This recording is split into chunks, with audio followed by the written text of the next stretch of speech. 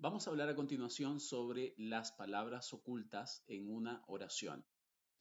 Y en una oración hay palabras que pueden estar ocultas como la palabra who, que significa quién, la que, el que, también lo que incluso, o el que en general más que lo que. El whom significa quién, la que, el que. Which significa cuál, el cual, la cual, los cuales, lo que, el que. That significa qué, quién, lo que.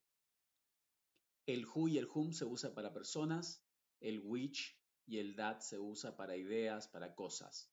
El that también podría ser usado para personas, pero estos son como pronombres en sí, y estos pronombres están ocultos dentro de una oración. Te voy a mostrar, por ejemplo, acá algunos ejemplos en donde tenemos preposiciones, porque estos vienen junto a alguna preposición como with, about, from, for, into, with, y te vas a dar cuenta de que falta algo. Por ejemplo, en inglés decimos, that's something I can't agree with.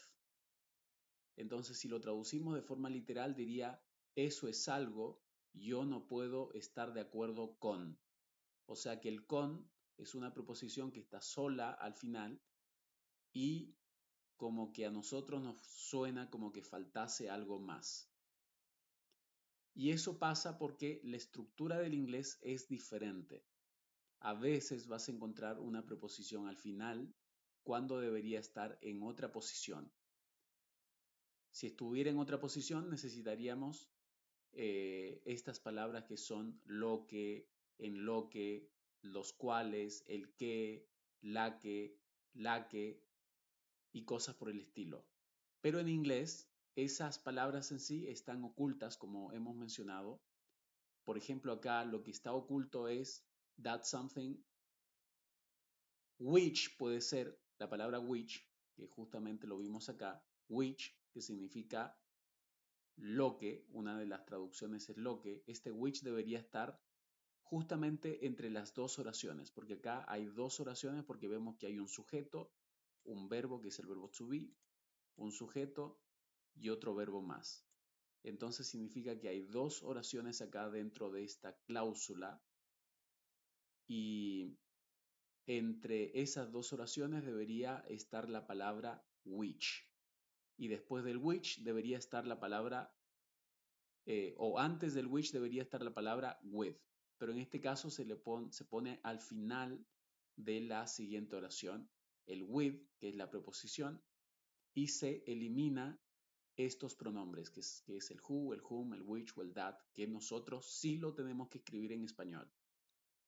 Entonces, cuando tengamos que traducir este tipo de oraciones, tenemos que ser conscientes de que a veces vamos a encontrar preposiciones que están solas.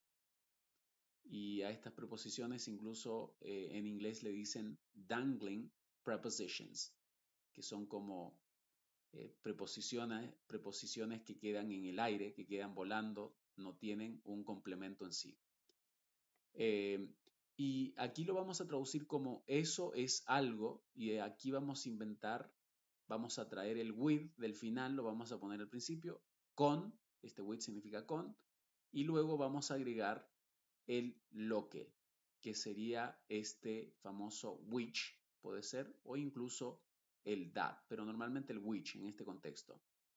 Eso es algo con lo que no puedo estar de acuerdo y recién va a tener sentido la oración. Entonces, ojo con estas palabras que están ocultas y estas preposiciones que están solas. Por ejemplo, en la oración, the decision is something we need to think about. De forma literal lo podemos traducir como la decisión es algo nosotros necesitamos pensar acerca de. Te das cuenta que la preposición está al final, no tiene ningún complemento y ese complemento está oculto. También puede ser, por ejemplo, este complemento puede ser el which o puede ser el that, cualquiera de estos dos. Entonces, al traducir, simplemente tenemos que empezar con la decisión es algo, hasta ahí estamos bien, que es la primera oración, y la segunda oración tenemos que empezar con este about, que nosotros lo vamos a traducir como en este contexto para que tenga sentido. Y acá la palabra oculta entre estas dos oraciones es lo que son para nosotros dos palabras, pero para ellos una sola palabra que puede ser el that o puede ser el which. En lo que entonces necesitamos pensar. We need to think. Lo mismo sucede con she has a lot of books to choose from. Este from lo vamos a poner acá adelante después de los libros. Ella tiene muchos libros y ponemos el de, que es la preposición, y después agregamos which, el which que significa los cuales, from which to choose, de los cuales elegir. The job he applied for requires a lot of experience. El trabajo,